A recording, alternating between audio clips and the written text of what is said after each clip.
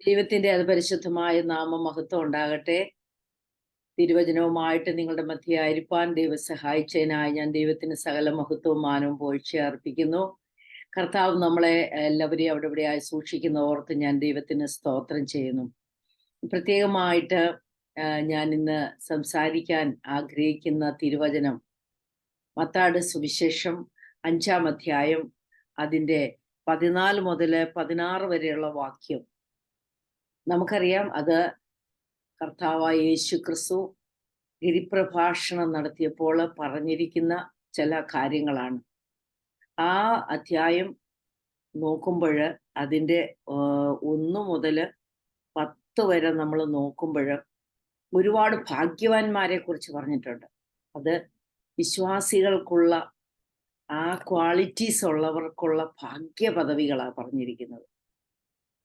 ഇവിടെ നമ്മൾ ചിന്തിക്കാൻ ഉദ്ദേശിക്കുന്ന കാര്യം, ഇന്നത്തെ സബ്ജക്റ്റ്, നാം ഓരോരുത്തരും ലോകത്തിന്റെ വെളിച്ചമാകുന്നു. ലോകത്തിന്റെ വെളിച്ചം. We are the light of the world. യേശു ക്രിസ്തു നമ്മളോട് പറഞ്ഞിട്ടുണ്ട്, ഞാൻ ലോകത്തിന്റെ വെളിച്ചമാണെന്ന്.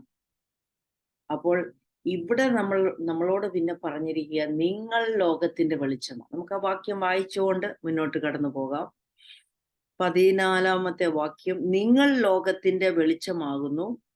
മലമേൽ ഇരിക്കുന്ന പട്ടണം മറഞ്ഞിരിക്കുവാൻ പാടില്ല. വിളക്ക് കത്തിച്ച് പറയും കീഴിലല്ല തണ്ടിന്മേൽ അത്ര വെക്കുന്നത്, അപ്പോൾ അത് വീട്ടിലുള്ള എല്ലാവർക്കും പ്രകാശിക്കുന്നു. അങ്ങനെ തന്നെ മനുഷ്യർ നിങ്ങളുടെ നല്ല പ്രവർത്തികളെ കണ്ടിട്ട് സ്വർഗസ്വനായ നിങ്ങളുടെ പിതാവിനെ മഹത്വപ്പെടുത്തേണ്ടതിന് നിങ്ങളുടെ വെളിച്ചം അവരുടെ മുമ്പിൽ പ്രകാശിക്കട്ടെ. അപ്പം വെളിച്ചത്തെക്കുറിച്ചാണ് പറയുന്നത്. കഴിഞ്ഞ ദിവസം നമുക്ക് ഒക്ടോബർ 1-ാം തീയതി ചർച്ചക്കോടിന്റെ മീറ്റിങ്ങിൽ വെളിച്ചത്തെക്കുറിച്ച് ഒരു മെസ്സേജ് പറഞ്ഞു. അപ്പൊ അത് കൂടുതലായിട്ട് അറിയണമെന്ന ആഗ്രഹത്തോടെ അനേകർ റിക്വസ്റ്റ് ചെയ്തു. അതുകൊണ്ടാണ് ഞാനിത് നിങ്ങൾക്ക് ശാന്തമായിട്ടിരുന്ന് കേൾക്കത്തക്കവണ്ണം ഒരു മെസ്സേജ് പ്രിപ്പയർ ചെയ്യുന്നത്. ദൈവത്തിന് മഹത്വം ഉണ്ടാകട്ടെ. അപ്പൊ നമുക്ക് വെളിച്ചത്തെക്കുറിച്ച് ഒന്ന് നമുക്ക് ചിന്തിക്കാം.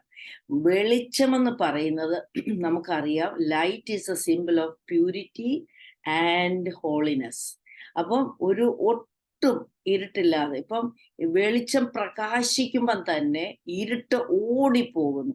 ഇരുട്ടിനകത്ത് ആ വെളിച്ചം അങ്ങോട്ട് വന്നു കഴിയുമ്പോൾ ഇരുട്ടൊട്ടും അവിടെ നിൽക്കത്തില്ല. അതാണ്. അപ്പൊ ഇന്നത്തെ ലോകത്തിൽ നമുക്ക് ആവശ്യമായിരിക്കുന്നത്, വേൾഡ് എന്ന് പറയുന്നത് ആവശ്യമായിരിക്കുന്നത് ഹോപ്പ് ആൻഡ് ലൈറ്റ്. അനേകര് വെളിച്ചമില്ലാതെ ഇരുട്ടി തപ്പിത്തടയുക, അനേകർക്ക് പ്രത്യാശയില്ലാതിരിക്കുക. ഇതെല്ലാം നൽകാൻ യേശു ക്രിസ്തു ഭൂമിയിലോട്ട് വന്നത്. People are searching for light. അപ്പം അതുകൊണ്ടാണ് നമ്മളോട് യേശു കർത്താവ് സംസാരിച്ച ഈ വചനം, നമ്മൾ ലോകത്തിന്റെ വെളിച്ചം. അതായത് ഒരുവൻ യേശു ക്രിസ്തുവിനെ രക്ഷകനായി സ്വീകരിച്ച് കർത്താവിന്റെ കൽപ്പനയാകുന്ന വിശ്വാസ സ്നാനം അനുസരിച്ച് വാഗ്ദത്തൻ പരിശുദ്ധാത്മാവിനെ പ്രാപിച്ച് നിത്യതയ്ക്ക് വേണ്ടി ഒരുങ്ങി വിശുദ്ധിയോടെ നിൽക്കുന്ന ഓരോരുത്തരുടെ ഉള്ളിനകത്ത്, അതായത് മഹത്വത്തിന്റെ പ്രത്യാശ ക്രിസ്തു നമ്മളിൽ ഇരിക്കുന്നുണ്ടെങ്കിൽ നമ്മൾ ലോകത്തിന്റെ വെളിച്ചമാണ്. എത്ര പേർക്ക് അത് മനസ്സിലാകുന്നെന്ന് എനിക്ക് അറിഞ്ഞുകൂടാ.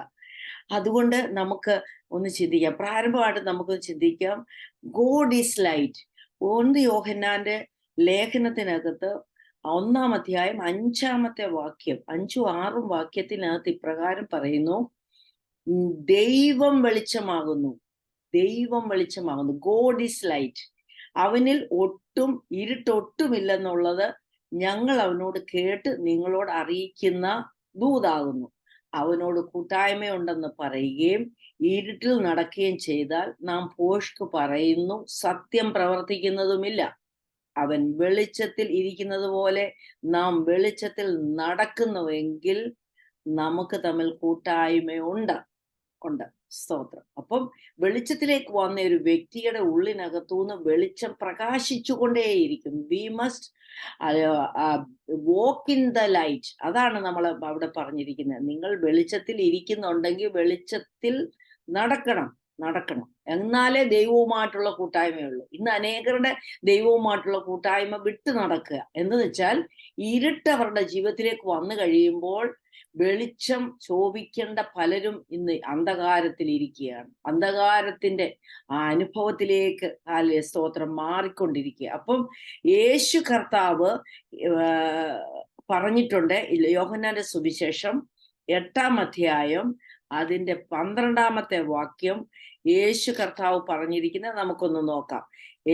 യോഹന്നാന്റെ സുവിശേഷം 8-ാം അധ്യായം 12-ാമത്തെ വാക്യം. യേശു പിന്നെയും അവരോട് സംസാരിച്ചു, ഞാൻ ലോകത്തിന്റെ വെളിച്ചമാകുന്നു. എന്നെ അനുഗമിക്കുന്നവൻ ഇരുളിൽ നടക്കാതെ ജീവന്റെ വെളിച്ചമുണ്ടാകും. ഇതൊക്കെ ഇംഗ്ലീഷിലൊന്ന് സംസാരിക്കുമ്പോൾ വായിക്കുമ്പോൾ, I am the light of the world, he who follows me will not walk in the darkness but will have in the light of life. അതായത് വെളിച്ചം എന്ന് പറയുന്ന, God is light, Jesus said he is light.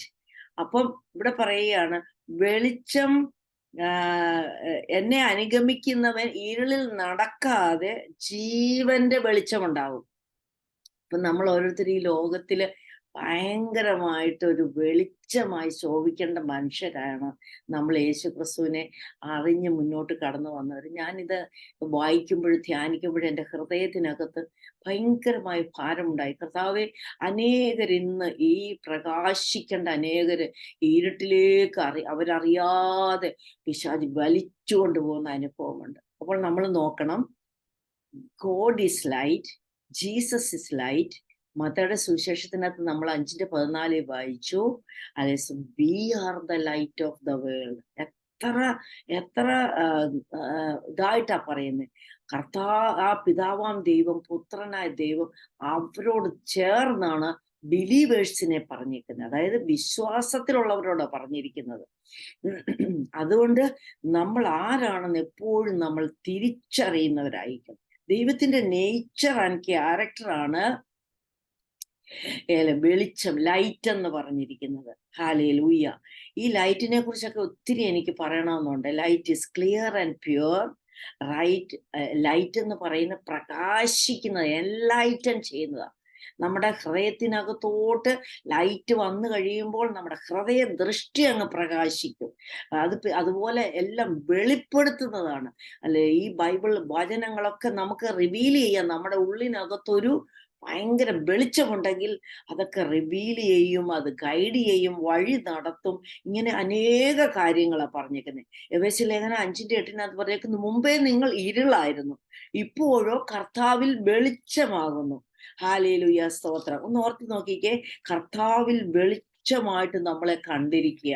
ഞാൻ ആ ഭാഗം ഒന്ന് എടുത്ത് വായിക്കുമ്പോൾ നിങ്ങൾക്ക് എല്ലാവർക്കും അത് കുറച്ചും കൂടെ മനസ്സിലാവും.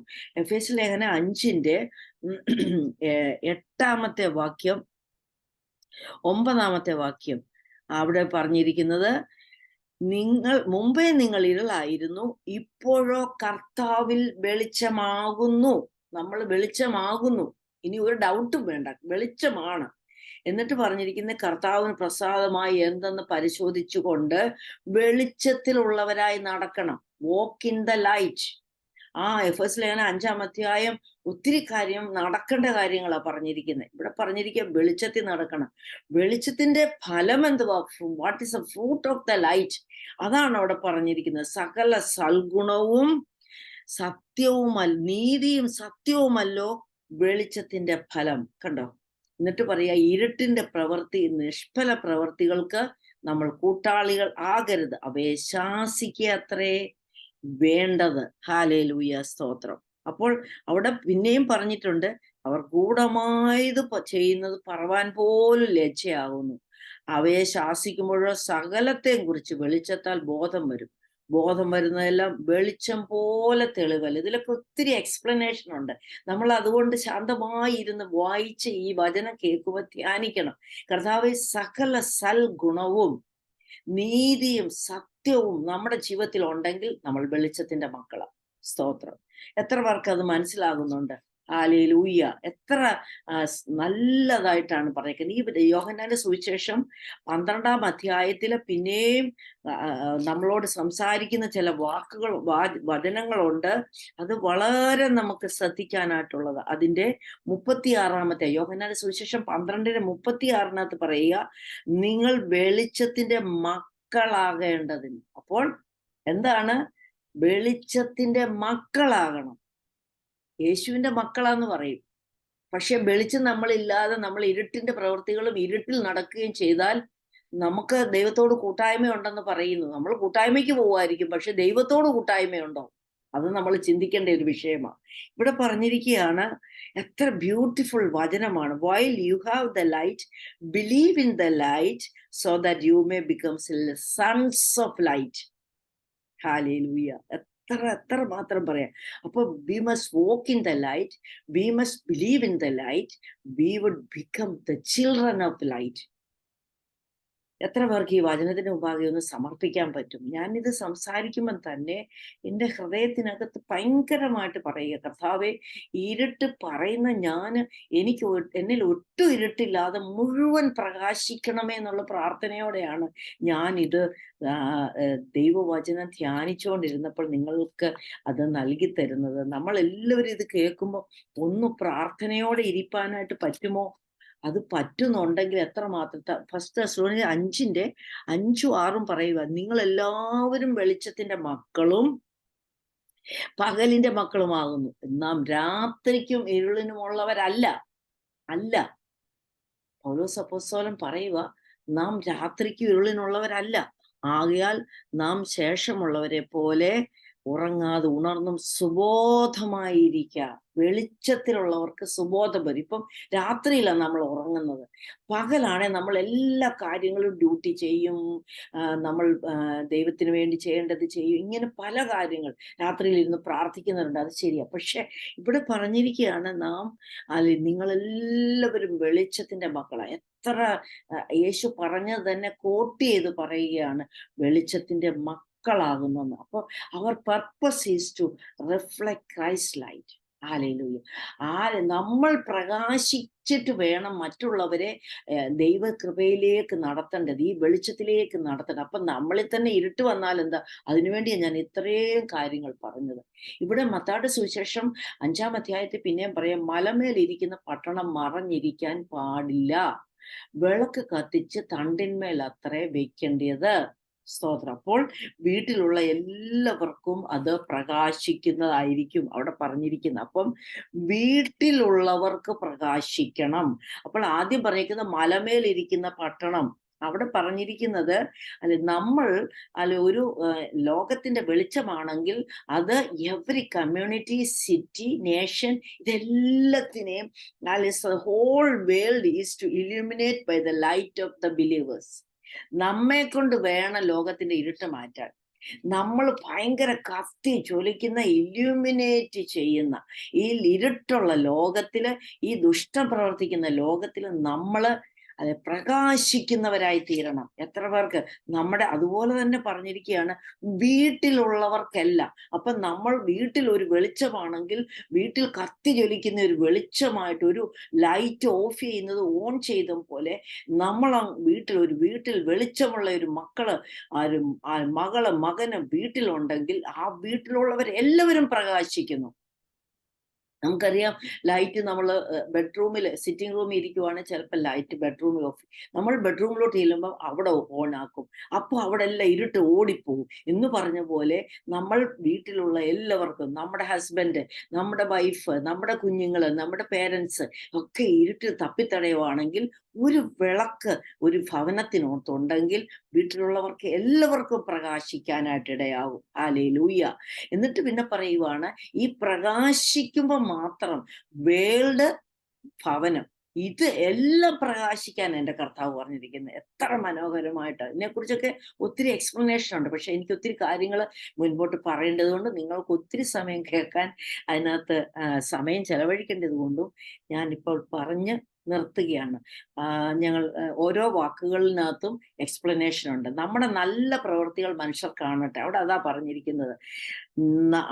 അങ്ങനെ തന്നെ മനുഷ്യർ നിങ്ങളുടെ നല്ല പ്രവർത്തികളെ കണ്ട് സ്വർഗസ്ഥനായ നിങ്ങളുടെ പിതാവിനെ മഹത്വപ്പെടേണ്ടതിന് നിങ്ങളുടെ വെളിച്ചം ലോകത്തിന്റെ മുമ്പില്, നമ്മുടെ വിശ്വാസവരാത്ത ഭവനക്കാരുടെ മുമ്പില് നമ്മൾ പ്രകാശിക്കുന്നവരായി തീരണം. എന്തിനാ? അതിന്റെ പരമപ്രധാന ലക്ഷ്യം ടു ഗ്ലോറിഫൈ അവർ ഗോഡ്. ദൈവത്തെ മഹത്വപ്പെടും. അങ്ങനെ ദൈവം മഹത്വപ്പെടും. എത്ര പേർക്ക് സമർപ്പിക്കാൻ പറ്റും? കർത്താവേ, എന്നിൽ ഒട്ടും ഇരുട്ട് വേണ്ട, ഞാൻ വെളിച്ചത്തിന്റെ മകനാണ് എന്ന് പറഞ്ഞുകൊണ്ട് ഒന്ന് സമർപ്പിക്കാൻ. ഈ വചനമൊക്കെ കേൾക്കുന്നു, നമ്മൾ ഇഷ്ടം പോലെ വചനം കേൾക്കുന്നു. അപ്പൊ അതിനകത്തൊന്ന് സമർപ്പിക്കാൻ പറ്റുമോ എന്നാണ് നമുക്ക് മനസ്സിലാക്കേണ്ടത്. ഇനി ഞാൻ ചില കാര്യങ്ങൾ വേഗത്തിൽ പറയാൻ ആഗ്രഹിക്കുന്നു. അതിൽ what is the purpose of light അത് ഞാൻ പറയും. അതിനുശേഷം വെളിച്ചം പ്രകാശിക്കണമെങ്കിൽ നാം എന്ത് ചെയ്യണം, പ്രകാശം വന്നവരുടെ 7 ശുശ്രൂഷകള്, ഈ കാര്യങ്ങളൊക്കെ ഞാൻ പെട്ടെന്ന് ദൂതുപോലെ എൻ്റെ ഹൃദയത്തിൽ ദൈവത്തിന്റെ പരിശുദ്ധാത്മാവ് തന്നത് ദൂതുപോലെ പറയുമ്പോൾ നിങ്ങൾ എല്ലാവരും ഏറ്റെടുക്കണം എന്ന് ദൈവനാമത്തിൽ ഓർപ്പിക്കുന്നു. ഞാൻ എന്താണ് പർപ്പസ്? അത് നമുക്ക് ജെനിസിസിലേക്ക് കടന്നു വരുമ്പോൾ അവിടെ ദൈവമായ യഹോവയായ ദൈവം ആദ്യം തന്നെ പറയുന്ന ലെറ്റ് ദെയർ ബി ലൈറ്റ്. ഹല്ലേലൂയ, സ്തോത്രം. ആ കാര്യം നമ്മൾ അവിടെ നോക്കുമ്പോൾ ആ വെളിച്ചം ഉണ്ടാകട്ടെ എന്ന് കൽപ്പിച്ചു. അവിടെ എന്തിനാ? അവിടെ ഒരു കാര്യം പറയുന്നുണ്ട്, ഇരുളും വെളിച്ചവും തമ്മിൽ ദൈവം വേർതിരിച്ചു. അപ്പോൾ നമുക്ക് വെളിച്ചത്തിന് ഇരുളിനോട് എന്തൊരു കൂട്ടായ്മ! വെളിച്ചത്തിന് ഇരുളിനോട് 2 കൊരിന്ത്യർ ലേഖനം 6-ാം അധ്യായത്തിനകത്ത് പറഞ്ഞിട്ടുണ്ട്, നമുക്ക് എന്തൊരു കൂട്ടായ്മയാണ്. ഒരിക്കലും കൂട്ടായ്മ, അത് ദൈവം വേർതിരിച്ചതാ. അതിന്റെ ഒറ്റ വാക്യം മാത്രം പറഞ്ഞുകൊണ്ട് ഈ പർപ്പസ് ഓഫ് ലൈറ്റിന്റെ കാര്യങ്ങൾ ഞാൻ നിങ്ങളോട് എക്സ്പ്ലെയിൻ ചെയ്യാൻ പോവാണ്. ജെനിസിസ് 1:17 മാത്രമേ ഞാൻ എടുക്കുന്നുള്ളൂ. നിങ്ങൾ ആ കാര്യങ്ങളെല്ലാം അതിന്റെ 3 തൊട്ടുള്ളത് താഴോട്ട് നിങ്ങൾ വായിക്കണം. വായിച്ച് ഈ വചനം കേൾക്കുമ്പോൾ നിങ്ങൾ ധ്യാനിക്കണം. ഭൂമിയെ പ്രകാശിപ്പിക്കാനും പകലും രാത്രിയും വാഴുവാനും വെളിച്ചത്തെ ഇരുളിനും തമ്മിൽ വേർതിരിക്കാനുമായി ദൈവം അവയെ ആകാശവിധാനത്തിൽ നിർത്തി, നല്ലതെന്ന് ദൈവം കണ്ടു. സ്തോത്രം. ഞാനിതൊക്കെ വായിച്ചപ്പോൾ 3 കാര്യം അതിനകത്തുണ്ട്. ഒന്ന്, ഭൂമിയെ പ്രകാശിപ്പിക്കാന് ലൈറ്റ് വെളിച്ചത്തെ സൃഷ്ടിച്ചു. രണ്ടാമത്, പകലിനെയും രാത്രിയും വാഴുവാനും. അപ്പോൾ നമ്മൾ പ്രകാശിക്കുന്നവരായിരിക്കണം, നമ്മൾ വാഴുന്നവരായിരിക്കണം, കൂടാതെ വെളിച്ചത്തെ ഇരുളിനെയും തമ്മിൽ വേർതിരിക്കാനായി. അപ്പോൾ നമുക്കൊരു വേർപാട് ആ ഉൽപ്പത്തി തുടങ്ങിയതാണ്. ദൈവമക്കൾക്ക്, വെളിച്ചമുള്ള മക്കൾക്ക്, വെളിച്ചത്തിന്റെ ആ വിശ്വാസികൾക്ക് വെളിച്ചം നമ്മുടെ ഉള്ളിനകത്തുണ്ടെങ്കിൽ ഒരു വേർപാടുണ്ട്. ആരും പറയേണ്ട ആവശ്യമില്ല വേർപെടണോ, ആരും പറയേണ്ട ആവശ്യമില്ല ഇന്നത് ധരിക്കണ്ട, ഇന്നത് ചെയ്യണ്ട, ഇന്നത് പറയണ്ട. ഇതെല്ലാം ഒരു വേർപാട്. നമുക്ക് എല്ലാത്തിനും ഈ വെളിച്ചം നമ്മുടെ ഉള്ളത്തിനകത്തുണ്ടെങ്കിൽ, അല്ലെ സ്തോത്രം, നമ്മൾ അത് മനസ്സിലാക്കും. ഹല്ലേലൂയ. പരിശുദ്ധാത്മാവിനെ ദൈവം നമുക്ക് തന്നു. കൃത്യത്തിൽ 3-മനായ പരിശുദ്ധാത്മാവ് നമ്മളെ ഉപദേശിക്കും, നമ്മളെ ഓർമ്മപ്പെടുത്തും, നമുക്ക് ചെയ്യണ്ടാത്ത കാര്യങ്ങൾ നോ പറയും. അതുകൊണ്ടാണ് യോഹന്നാന്റെ ലേഖനത്തിൽ പറഞ്ഞിരിക്കുന്നത്, ആരും നിങ്ങളെ ഉപദേശിക്കേണ്ട ആവശ്യമില്ല, പരിശുദ്ധനാൽ പ്രാപിച്ച അഭിഷേകം നമ്മളിൽ ഇരിക്കുന്നു. സ്തോത്രം. അപ്പോൾ ഈ ഓവർകമ്മിങ് ദ ഡാർക്ക്നെസ്, അതാണ് നമുക്ക് ഈ purpose, what is A purpose of light എന്ന് പറഞ്ഞിരിക്കുന്നതിന്റെ കാര്യങ്ങൾ. അതായത് നമുക്ക് ഈ ഇരുട്ടിന്റെ ശക്തി വരുമ്പോൾ അതിനെ ഓവർകം ചെയ്യുവാൻ നാം ഒരു വെളിച്ചമാണെങ്കിൽ നമുക്ക് കഴിയും. ഹല്ലേലൂയ, സ്തോത്രം. നമ്മൾ മുമ്പേ പറഞ്ഞതുപോലെ മാനിഫെസ്റ്റിംഗ് ഗോഡ്സ് ഗ്ലോറി, ദൈവത്തിന്റെ മഹത്വം നമ്മളിൽ വെളിപ്പെടാനായി നമ്മുടെ ഉള്ളിൽ നമ്മൾ വെളിച്ചമാണെങ്കിൽ അതിന് സാധിക്കും. അതുപോലെ സ്തോത്രം, മറ്റുള്ളവരെ പ്രകാശത്തിലേക്ക് നടത്താനാണെങ്കിൽ നമുക്കതിന് കഴിയും.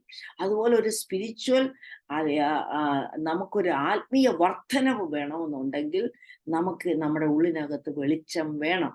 ബൈബിള് വായിക്കുമ്പോൾ, വെളിച്ചമുള്ളവർ വായിക്കുമ്പോൾ, വെളിച്ചത്തിരുന്നുകൊണ്ട് വായിക്കുമ്പോൾ നമുക്കതിൻ്റെ റെവലേഷൻ ദൈവം മനസ്സിലാക്കി തരും.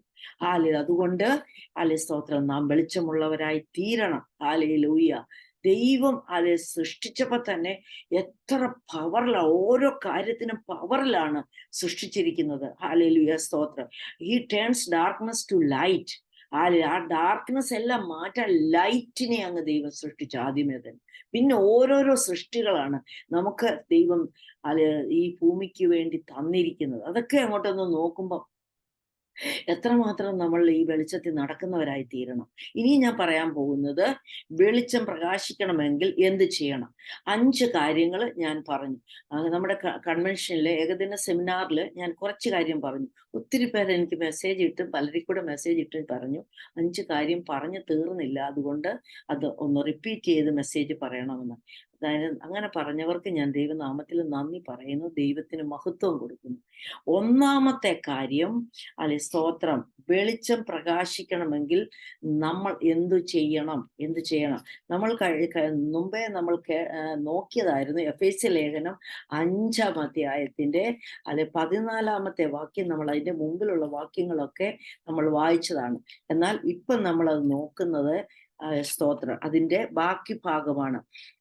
അവിടെ നോക്കുമ്പോൾ 5-ാം അധ്യായം 14-ാമത്തെ ഭാഗം. അതുകൊണ്ട് ഉറങ്ങുന്നവനെ ഉണർന്ന് മരിച്ചവരുടെ ഇടയിൽ നിന്ന് എഴുന്നേൽക്കുക.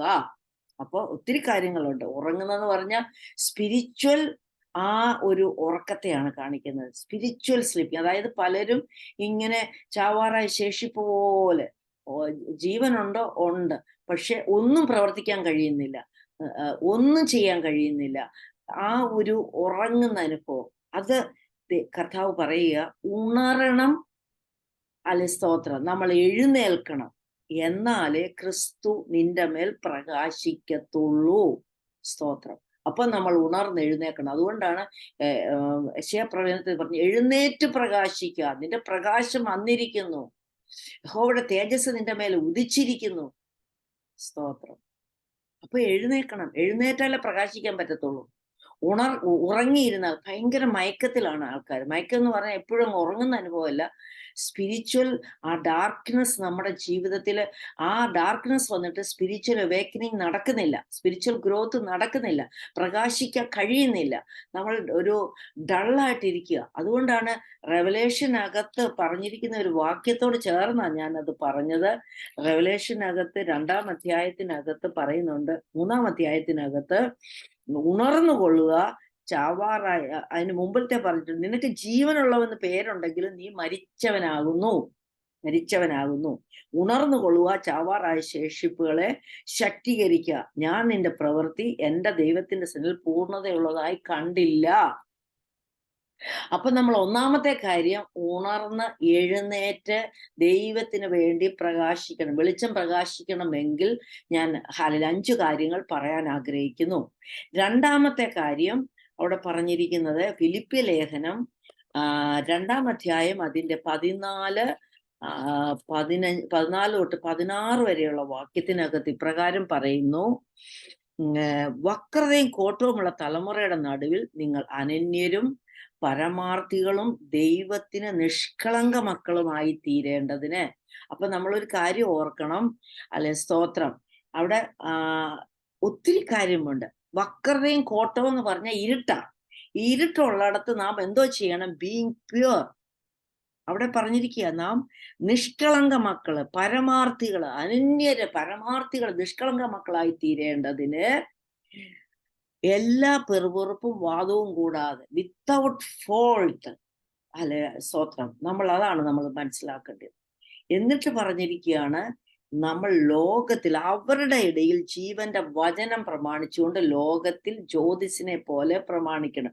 ഇവിടെ നമുക്ക് ഫിലിപ്പി ലേഖനം 2-ന്റെ 12 തൊട്ട് ഇങ്ങനെ നോക്കുമ്പോൾ ഒത്തിരി വർക്കൗട്ട് ചെയ്യേണ്ട കാര്യം പറഞ്ഞിട്ടുണ്ട്. നമ്മുടെ രക്ഷയ്ക്കായി വർക്കൗട്ട് ചെയ്യണം, നമുക്ക് രക്ഷയ്ക്കായി പ്രവർത്തിക്കണം എന്ന് പറഞ്ഞതെല്ലാം നമുക്ക് ദൈവത്തിന്റെ തിരുവുള്ള ഉണ്ടായിട്ട് ദൈവം പറയുന്ന പോലെ നമുക്ക് സ്തോത്രം മുമ്പോട്ട് പോകണം. ഇങ്ങനെ എല്ലാം പറഞ്ഞിട്ട് പറയുവാണ്, നമ്മൾ ഈ ലോകത്തിനോട് അനുരൂപപ്പെടാതെ നന്മയും പൂർണ്ണതയും പ്രസാദവുമുള്ള ദൈവഹിതം തിരിച്ചറിഞ്ഞുകൊണ്ട് മനസ്സ് പുതുക്കി രൂപാന്തരപ്പെടുമ്പോൾ ഹല്ലേലൂയ നാം പ്രകാശിക്കുന്നവരായിത്തീരും. നമ്മുടെ അവയവങ്ങളെ യാഗം കഴിക്കാതെ നമ്മൾക്ക് എല്ലാ വക്രതയും കോട്ടവും ഉള്ളിടത്ത് അതുപോലെ തന്നെ നമ്മൾ ജീവിച്ചാൽ നമ്മൾ പ്രകാശിക്കത്തില്ല. ഈ ജീവന്റെ വചനം പ്രമാണിച്ചുകൊണ്ട് അല്ലെ സ്തോത്രം നമ്മൾ ജീവിക്കണം. അതാ ദൈവം നമ്മെ കുറിച്ച് ആഗ്രഹിക്കുന്ന കാര്യം.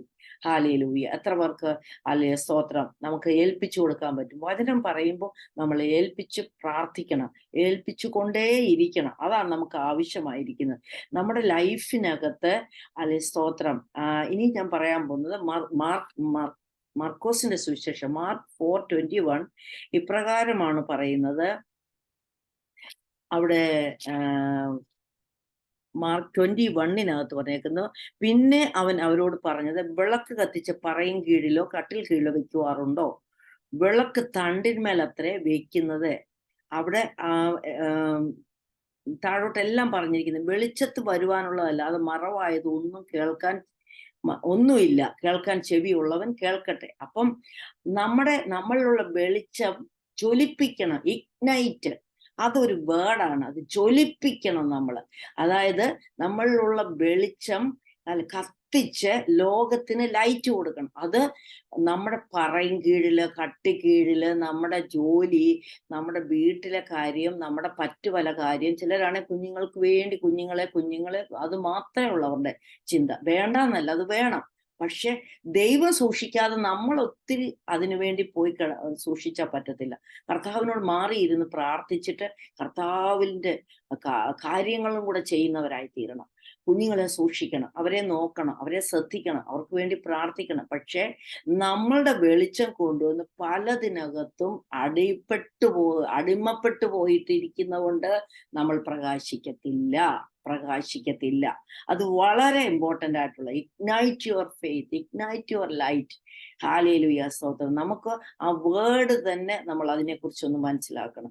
അതാണ് നമ്മൾ ഈ 2025 ചെയ്യേണ്ടത്. നമ്മളിലുള്ള വിശ്വാസം, നമ്മളിലുള്ള ആ ആരാധനയുടെ പരിശുദ്ധാത്മാവിന്റെ ശക്തി, നമ്മുടെ പ്രാർത്ഥനാ ജീവിതം, ഇങ്ങനെ നമ്മുടെ വിശുദ്ധ ജീവിതം, ഇങ്ങനെ എന്തെല്ലാം നമുക്ക് കത്തി ജ്വലിച്ച് നല്ലൊരു പ്രകാശമുള്ള വ്യക്തിയായി തീരുവാൻ നമ്മൾ അതിനു വേണ്ടി സമർപ്പിക്കണം.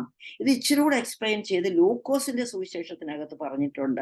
ലൂക്കോസിന്റെ സുവിശേഷം 11-ാം അധ്യായം അതിന്റെ 34-ാമത്തെ വാക്യം മുതൽ 36-ാമത്തെ വാക്യം വരെ ഇപ്രകാരമാ പറയുന്നത്. വളരെ നല്ലതായിട്ട് അത് പറഞ്ഞിരിക്കുക. വിളക്ക് കൊളുത്തിയിട്ട് ആരും നിലവറയിലോ പറയെങ്കിൽ 33 തൊട്ട് ഞാൻ വായിക്കുക, വെക്കാതെ അകത്ത് വരുന്നവർ വെളിച്ചം കാണേണ്ടതിന് തണ്ടിന്മേലത്രേ വെക്കേണ്ടത്. ഹല്ലേലൂയ. ആ സ്റ്റാൻഡിലാ വെക്കേണ്ടത്. എന്ന് വെച്ചാൽ നമ്മൾ കത്തിച്ച് നമ്മുടെ ഉള്ളിൽ കത്തുന്നുണ്ടെങ്കിൽ അത് മറ്റുള്ളവർ കാണണം. നമ്മളിലുള്ള വെളിച്ചത്തിന്റെ ഫലം മറ്റുള്ളവർ കാണണം. നമ്മളിലുള്ള പരിശുദ്ധാത്മാവിന്റെ ഫലം മറ്റുള്ളവർ കാണണം. നമ്മളിൽ സ്നേഹമുണ്ടെങ്കിൽ, സമാധാന സന്തോഷം ഉണ്ടെങ്കിൽ മറ്റുള്ളവർ അറിയണം. എന്നിട്ട് പറഞ്ഞിരിക്കുക, ശരീരത്തിന്റെ വിളക്ക് കണ്ണാകുന്നു. കണ്ണ് ചൊവ്വുള്ളതെങ്കിൽ ശരീരം മുഴുവൻ പ്രകാശിതമായി തീരും. അതാണ് അവിടെ പറഞ്ഞിരിക്കുന്നത്. എന്നിട്ട് പറഞ്ഞിരിക്കുകയാണ്, ദോഷമുള്ളതാണെങ്കിലോ ശരീരം ഇരുട്ടുള്ളത് തന്നെ. അപ്പം നമ്മുടെ കണ്ണ് 2 വലിയ ബൾബാണ് തന്നിരിക്കുന്നത്. ഭയങ്കര പവറാണ്. ചിലരുടെയൊക്കെ പവർ ഡൗൺ ആയി പോകുന്നുണ്ട്. എന്നാൽ ഇന്ന് നമ്മൾ അതിനെക്കുറിച്ച് നോക്കുമ്പോൾ നമ്മൾ മനസ്സിലാക്കേണ്ട ചില കാര്യങ്ങള് ഇവിടെ പറഞ്ഞിരിക്കുകയാണ്. ആകയാൽ നമ്മളിലുള്ള വെളിച്ചം ഇരുളാകാതിരിക്കുവാൻ നോക്കുക. വളരെ important. Then watch out that light is in you is not darkness. ആ ഒരു വാക്ക് നമ്മുടെ ഉള്ളത്തിനകത്ത് യേശു പറഞ്ഞത് കയറണം. നമ്മളിലുള്ള വെളിച്ചം പ്രകാശിക്കണമെങ്കിൽ, നമ്മുടെ സബ്ജക്റ്റ് എന്തുവാ? എങ്ങനെ വെളിച്ചം പ്രകാശിക്കണമെങ്കിൽ നാം എന്ത് ചെയ്യണം? അതാണ് ഇവിടെ പറഞ്ഞിരിക്കുന്നത്. ഞാൻ ഇതിനെക്കുറിച്ചൊക്കെ തൊട്ട് പോയതേ ഉള്ളൂ അന്നത്തെ മീറ്റിങ്ങില്. എന്നാൽ സ്തോത്രം, ഇതെല്ലാം പ്രിപ്പയർ ചെയ്ത് ഞാൻ വെച്ചിരിക്കുകയായിരുന്നു. എന്നാൽ നിങ്ങൾക്ക് അത് ഇന്ന് പകൽ ഒന്നുകൂടെ എക്സ്പ്ലെയിൻ ചെയ്യുകയാണ്. അതിനുള്ള ഒരു സമയം ദൈവം തന്നു. സ്തോത്രം. നമ്മളിലുള്ള വെളിച്ചം ഇരുളാകുന്നത് എങ്ങനെ? അന്ന് ഞാൻ അവിടെ വെച്ച് പറഞ്ഞു, നമ്മുടെ കണ്ണ് മോഹിക്കും, ഇല്ലേ? മോഹം ഗർഭം ധരിച്ച് പാവത്തെ സ്തോത്രം പ്രസവിക്കുന്നു, ഇല്ലേ? അപ്പൊ നമ്മള് എന്ത് ചെയ്യണമെന്ന് പറഞ്ഞാല്, നമ്മുടെ കണ്ണ് ഇവിടെ വളരെ വ്യക്തമായിട്ട് പറഞ്ഞിരിക്കുക. നമുക്കിപ്പോ ഇന്ന കാര്യങ്ങൾ വേണം, നമ്മളത് വാങ്ങിക്കും, നമ്മളത് നമ്മൾ ഈ ലോകത്തിന്റെ, നമ്മൾ സഹോദരിമാരാണെങ്കിൽ നമ്മൾ ഈ ലോകത്തിന്റെ ഈ ഈ കാര്യങ്ങളെല്ലാം ഒന്ന് ശ്രദ്ധിക്കണം, എന്ന് വെച്ചാൽ ലോകക്കാരിടുന്നത് പോലെ, ലോകക്കാർ തയ്ക്കുന്ന പോലെ, ലോകക്കാരുടെ ഇതുപോലെ നമ്മൾ നടക്കാൻ പാടില്ല. ഒരു ദൈവ പൈതലിനെ കണ്ടാൽ അവർക്കൊരു വേർപാടുണ്ടായിരിക്കണം. ഇന്ന് നമ്മൾ നോക്കുമ്പോൾ അവർ നമ്മളെ കുറ്റം പറയുന്ന, ലോകക്കാർ കുറ്റം പറയുന്ന പല കാര്യങ്ങളുണ്ട്.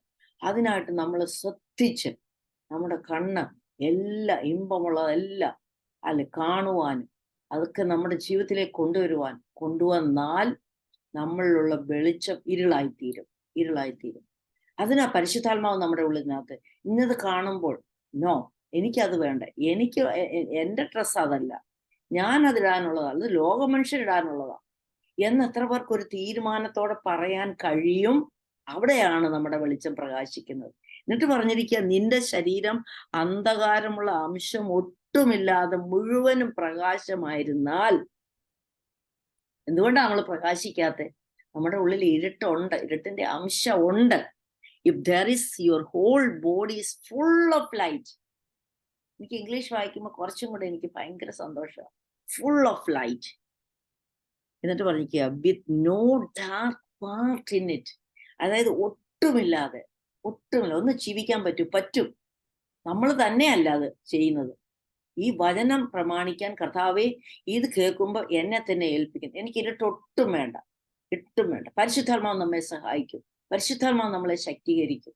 നമ്മളിലുള്ള ആ പരിശുദ്ധാത്മാവിന്റെ പവർ കൊണ്ടാണ് നമ്മൾ ഇതിനെ ഓവർകം ചെയ്യുന്നത്. It will be wholly illumined as when the lamp illumines you within its rays. അതായത് വിളക്ക് തിളക്കം കൊണ്ട് നിന്നെ പ്രകാശിപ്പിക്കും പോലെ അശേഷം പ്രകാശിതമായിരിക്കും. അങ്ങനെയാണ് നമ്മൾ പ്രകാശിക്കുന്നത്.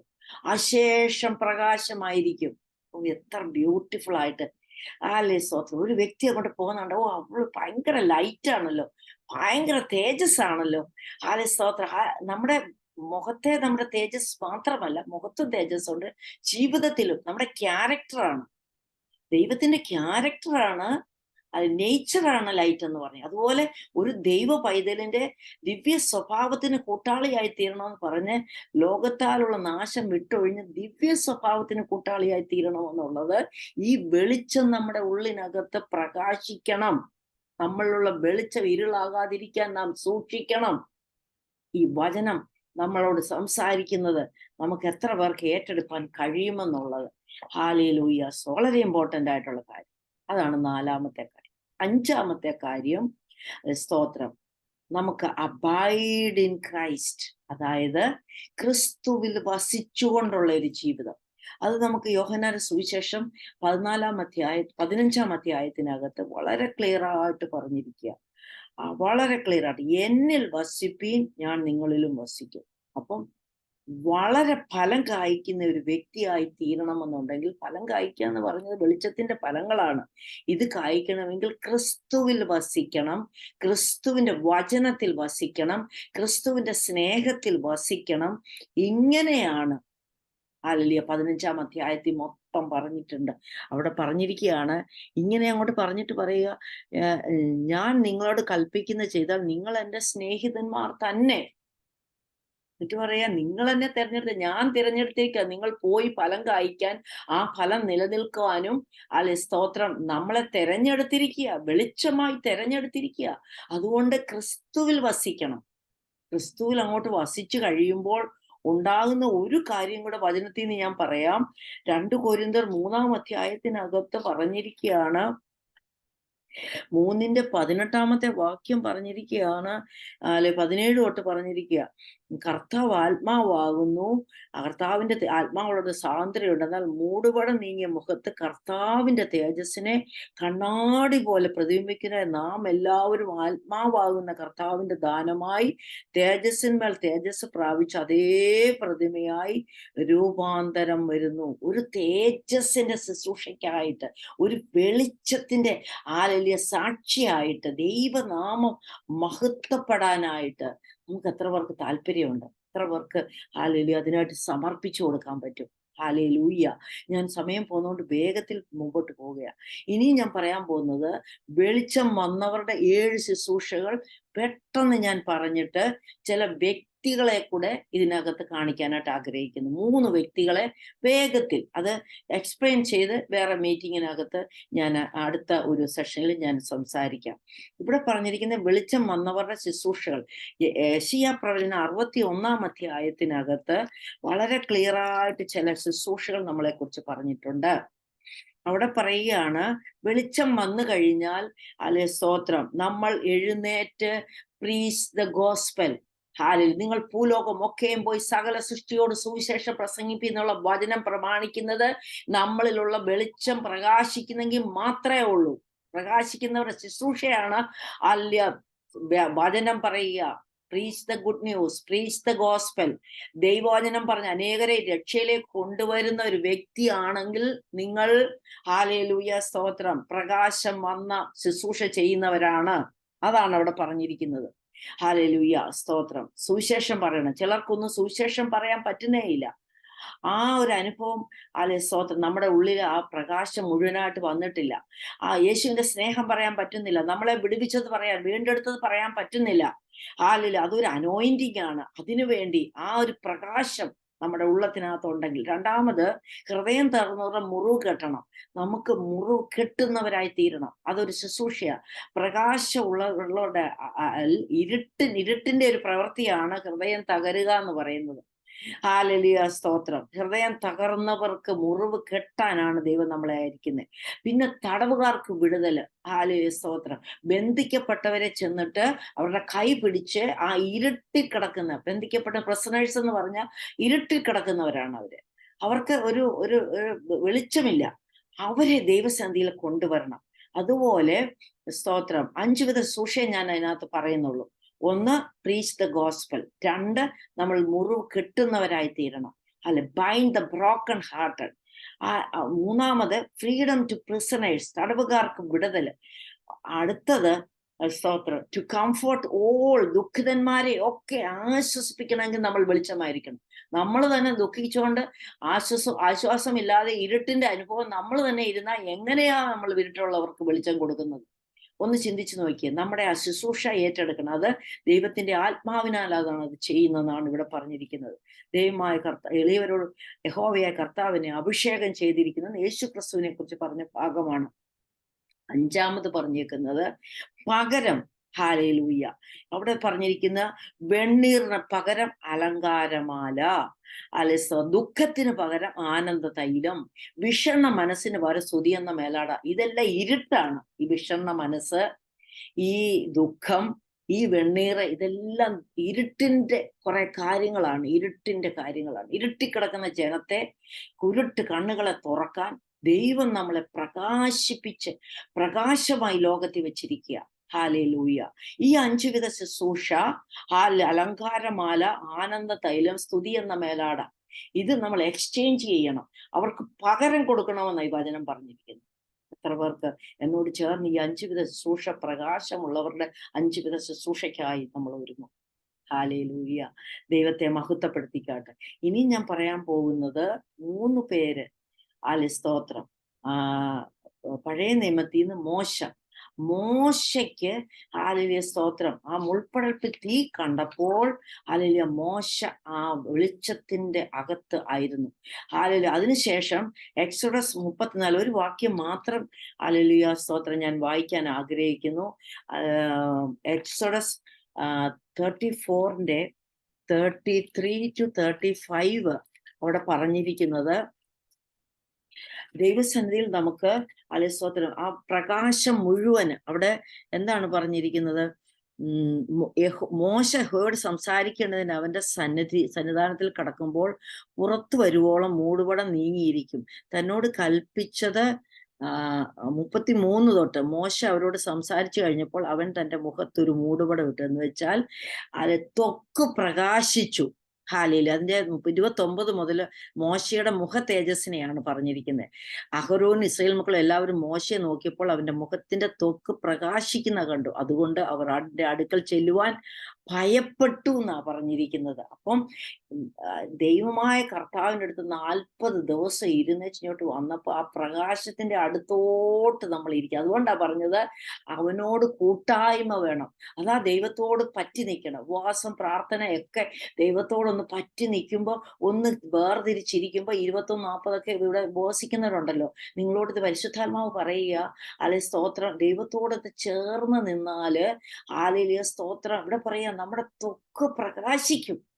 പ്രകാശിച്ചിട്ട് പറയുക, ഇസ്രായേൽ മക്കൾ മോശയുടെ മുഖത്തിന്റെ ത്വക്ക് പ്രകാശിക്കുന്ന കണ്ടുകൊണ്ട് മോശ അവനോട് സംസാരിക്കേണ്ടത് അകത്ത് കടക്കോളം മൂടുപടം പിന്നെയും തന്റെ മുഖത്ത് ഇട്ടുകൊള്ളും. എനിക്ക് ഭയങ്കരമായിട്ട് അത് ചിന്തിച്ചു. സ്തോത്രം. അപ്പോൾ നമ്മൾ ദൈവത്തോട് അടുത്ത് ചെന്നാൽ, ആ അടുത്ത് ചെല്ലുന്തോറും അവൻ നമ്മളോട് അടുത്ത് വന്ന് ആ ദൈവം, യേശുക്രിസ്തു ലോകത്തിന്റെ വെളിച്ചമാണ്, ദൈവം സത്യ വെളിച്ചമാണ്. അല്ലെ സ്തോത്രം, ആ വെളിച്ചം നമ്മളിലേക്ക് കടന്നു വന്നുകൊണ്ടേയിരിക്കും.